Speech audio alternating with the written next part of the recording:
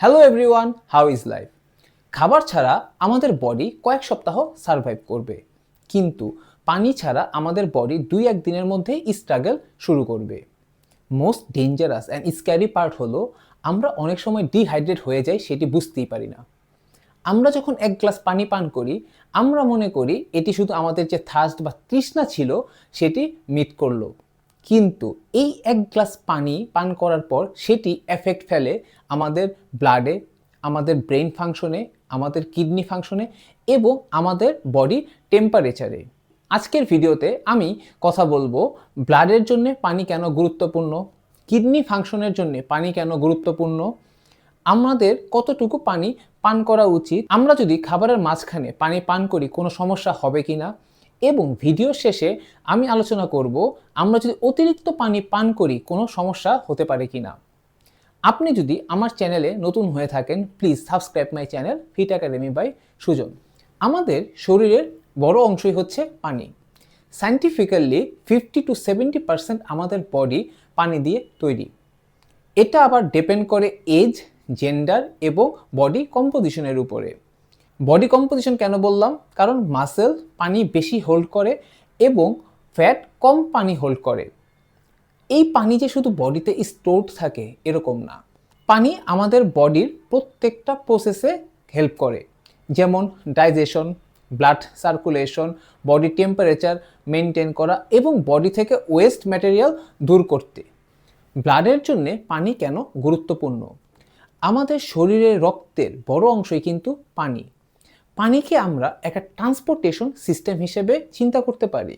ব্লাডের মাধ্যমে আমাদের বডিতে যে নিউট্রিয়েন্টস, গ্লুকোজ, হরমোনস বা মিনারেলস বিভিন্ন জায়গায় পৌঁছে যায়, সেটাতে পানি সাহায্য করে। ব্লাড কিন্তু বডির সেলে অক্সিজেন পৌঁছে দিতেও হেল্প করে এবং বডিতে যে ওয়েস্ট প্রোডাক্ট হয় এই ওয়েস্ট প্রোডাক্ট রিমুভালও ব্লাড হেল্প করে। আমরা যখন পানি পান করি আমরা মনে করি এটি শুধু আমাদের হাইড্রেশনে হেল্প করে, কিন্তু না, আমাদের বডিতে যে নিউট্রিয়েন্টস ইন হয় আর ওয়েস্ট আউট হয় এখানেও পানি হেল্প করে। ডিহাইড্রেশন মানে আসলে কি? ডিহাইড্রেশন মানে হচ্ছে আমাদের শরীরে যতটুকু পানি হারাচ্ছে তার থেকে কম পানি পাচ্ছে। এটা কেন হতে পারে? সোয়েটিংয়ের কারণে হতে পারে, ইউরিনের কারণে হতে পারে, আমরা কম পানি পান করছি, এক্সারসাইজের কারণে হতে পারে, অথবা আমাদের যে টেম্পারেচার যদি খুব হিট হয় তখনও ডিহাইড্রেশন হতে পারে। ডিহাইড্রেশন হলে আমাদের ব্লাড খুব কনসেন্ট্রেটেড হয়ে যায়, মানে ব্লাডে ফ্লুইডের পরিমাণ কমে যায়। একটা এক্সাম্পল দিয়ে বুঝাই কনসেন্ট্রেটেড মানে কি। ধরে নেই আমরা একটা জুস পাউডার দিয়ে জুস বানাচ্ছি, মানে ট্যাং দিয়ে একটা জুস বানাচ্ছি।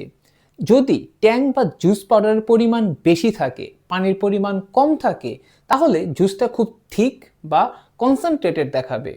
কিন্তু সেখানে যদি পানির পরিমাণ বেশি থাকে তাহলে সেটা কনসেন্ট্রেশন কিন্তু কমে যাবে।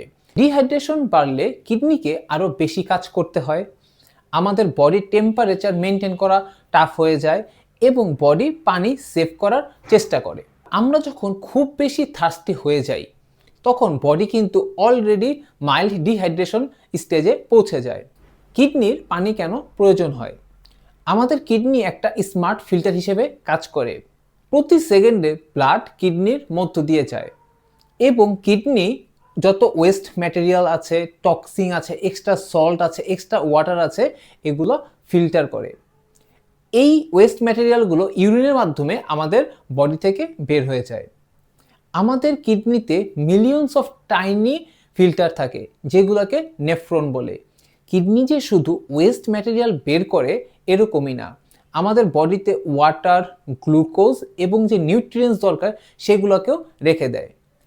কিডনি সবসময় ডিসাইড করে কতটুকু পানি আমাদের বডির জন্য রাখবে এবং কতটুকু পানি ইউরিনের মাধ্যমে ছেড়ে দিবে। যখন আমাদের বডি ডিহাইড্রেট হয়ে যায় তখন কিডনি ওয়াটার সেভ করার চেষ্টা করে। পানি কম খেলে ইউরিন হলুদ হয় কেন? মেইনলি ডিহাইড্রেশনের কারণে ইউরিন ইয়েলো, ডার্কার অথবা হলুদ হয়ে থাকে। আমরা যখন কম পানি পান করি বডি চেষ্টা করে পানি হোল্ড করার জন্যে। এডিএইচ হরমোন কিডনিকে গিয়ে বলে ব্লাড স্ট্রিমে পানি ফেরত পাঠাও এবং কম পানি বের করো।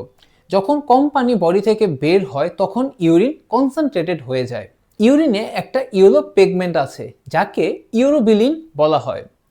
যখন বডিতে পানি কম থাকে তখন এটি ডার্কার বা কনসেন্ট্রেটেড হয়ে যায়, তাই আমাদের ইউরিন হলুদ বা ইয়েলো ডার্কার দেখা যায়। যদি আমরা পানি বেশি খাই তখন দেখা যায় ফ্লুইড বেশি, বা তখন এই ইয়েলো পিগমেন্টের পরিমাণ কম হওয়ার কারণে আমাদের ইউরিন হোয়াইট হয় বা কম হলুদ হয়ে থাকে। ডিহাইড্রেশন হলে মাথা ব্যথা কেন হয়? আমরা ডিহাইড্রেশন মানে বুঝি শুধু পানি পান করতে হবে, কিন্তু মাথা ব্যথা হলে এটা একটা সিগন্যাল হচ্ছে আমাদের বডি ডিহাইড্রেটেড। কারণ আমরা যখন ডিহাইড্রেট থাকি তখন ব্লাড ভলিউম কমে যায়, ইলেকট্রোলাইট ব্যালেন্সে ইমপ্যাক্ট দেখা দেয় এবং বডি টেম্পারেচার কন্ট্রোল করতে স্ট্রাগল করে। ঠিক তখনই আমাদের ব্রেন ফগ হয়, হেডেক হয় এবং আমরা ফুল কনসেন্ট্রেশন দিতে পারি না। ব্রেন হাইড্রেশন এবং ব্লাড ফ্লোর চেঞ্জের ক্ষেত্রে খুব সেন্সিটিভ, তাই আমরা অনেক সময় দেখি যখন আমরা পানি পান করি আমাদের হেডেক চলে যায়। আমাদের কতটুকু পানি ডেলি পান করা উচিত? আমরা সবসময় শুনে থাকি ডেলি 8 গ্লাস পানি পান করতে হবে। এটি একটি myth. EFSA, European food safety authority wise, পুরুষদের জন্য ডেলি 2.5 লিটার এবং মহিলাদের জন্য ডেলি 2 লিটার পানি পান করার রিকমেন্ডেশন দেওয়া হয়েছে। কিন্তু এই 2.5 লিটার বা 2 লিটারের মধ্যে কিন্তু খাবারও ইনক্লুডেড, মানে আমরা শাকসবজি, ফলমূল বা ভাত থেকে যে পানি পেয়ে থাকি, কারোর জন্য ফিক্সড কোনো অ্যামাউন্ট নেই। পানি আমরা কতটুকু পান করব সেটি ডিপেন্ড করে বডি সাইজের উপরে, ডায়েটের উপরে, এক্সারসাইজের উপরে, সোয়েট লসের উপরে এবং টেম্পারেচারের উপরে। খাওয়ার সময় পানি পান করা কি খারাপ? আমরা অনেক সময় শুনে থাকি খাওয়ার সময় পানি পান করা যাবে না। এটি একটি মিথ, সায়েন্স এটিকে সাপোর্ট করে না। আমাদের ধারণা থাকে আমাদের স্টোমাকে যে অ্যাসিড থাকে যেটি খাবার হজম করতে সাহায্য করে, যদি আমরা পানি পান করি সেই স্টোমাক অ্যাসিড ডাইলিউট হয়ে যাবে। কিন্তু আমাদের স্টোমাক খুব স্মার্ট, সেটি স্টোমাক অ্যাসিড এবং যে আমাদের ডাইজেস্টিভ এনজাইম আছে সেটিকে অ্যাডজাস্ট করে নেয়। বরং আমরা যদি খাবার সময় পানি পান করি সেটি ফুড সফট করে এবং মুভমেন্ট করতেও হেল্প করে। যদি আমরা অল্প পরিমাণে পানি পান করি কোনো সমস্যা নেই, বাট যদি বেশি পরিমাণে পানি পান করি আমরা ব্লোটিং সমস্যা ফেস করতে পারি, কিন্তু খাবার হজমে কোনো সমস্যা হবে না। আমরা যদি বেশি পানি পান করি তখনও কি সমস্যা হতে পারে? যত বেশি পানি তত ভালো, এটিও একটি মিথ। কারণ আমরা যদি বেশি পরিমাণে পানি পান করি বডির ব্লাডে আমাদের যে সোডিয়াম লেভেল থাকে সেটি ডাইলিউট হয়ে যেতে পারে। তাই আমাদের প্রপার হাইড্রেটেড থাকতে হবে, না বেশি পানি পান করব না আমরা কম পানি পান করব।